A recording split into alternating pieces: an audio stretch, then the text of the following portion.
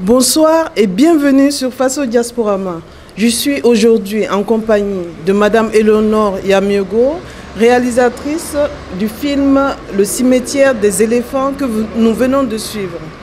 Madame Yamiogo, dites-nous un peu pourquoi le choix du thème sur les retraités des pères blancs. Merci pour votre question. Donc, le choix de ce sujet, c'est que moi-même, auteur de ce film, je me suis retrouvée en doute avec ma foi. Parce que je suis chrétienne du Burkina Faso. J'ai été baptisée comme beaucoup de jeunes à Ouagadougou. Et aujourd'hui, vivant en France, je me suis rendu compte que mes doutes, elles n'étaient pas que personnels, mais c'est le doute de plusieurs personnes en Afrique. Pourquoi aujourd'hui, nous, les Africains, on n'est plus trop rattachés à ce christianisme qui nous a été porté par les pères blancs? Qu'est-ce qui a marché, qu'est-ce qui n'a pas marché? Donc ce film, c'était l'occasion d'aller vers ces derniers missionnaires encore en vie en France, dans les maisons de retraite, pour recueillir la parole longtemps retenue.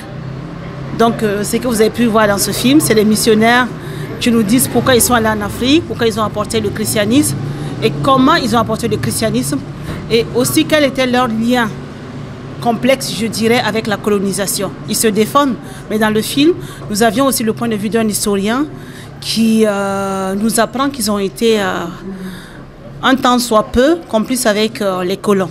Donc voilà, ce film est fait pour créer le débat, pour que les Africains, les Occidentaux, on s'unissent pour échanger sur notre histoire commune, qui est la colonisation, les indépendances et l'évangélisation. Avez-vous rencontré des difficultés pour la réalisation de ce film? Comme tout film, c'est pas évident.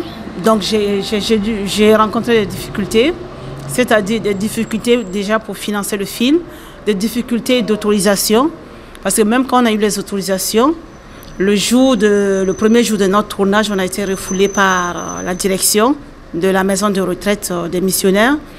Il nous a fallu 4 mois pour renégocier, prouver que ce film, on le fait pour qu'ensemble, on puisse comprendre l'histoire qui nous lie.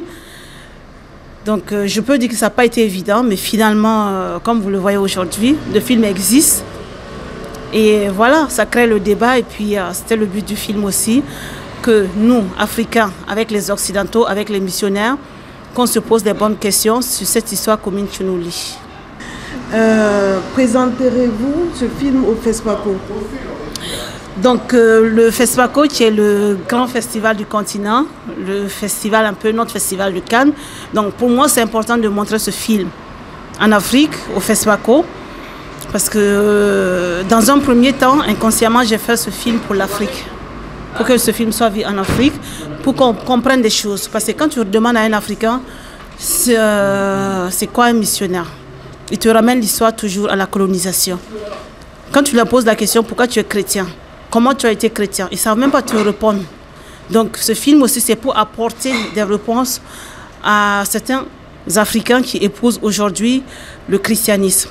Donc j'espère que le film va être sélectionné au FESPACO, qu'on aura des beaux moments de discussion, qu'on va pouvoir ensemble, enfin, dénouer ce problème qui est le drame de la colonisation. Dites-moi un peu, comment voyez-vous la place des réalisatrices dans le cinéma africain?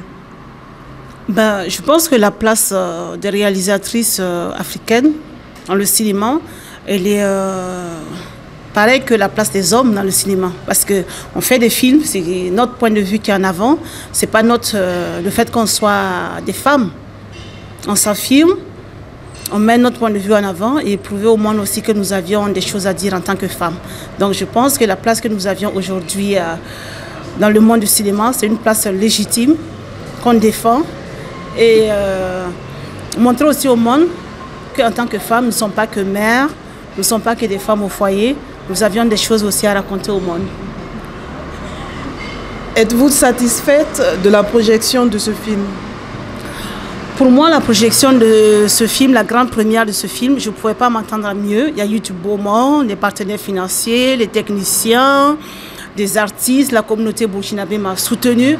Je suis très très fière. Le débat était tendu, mais très bien. Ça prouve que la religion, c'est un sujet sensible et que voilà, ce film était attendu et que j'ai eu raison de le faire.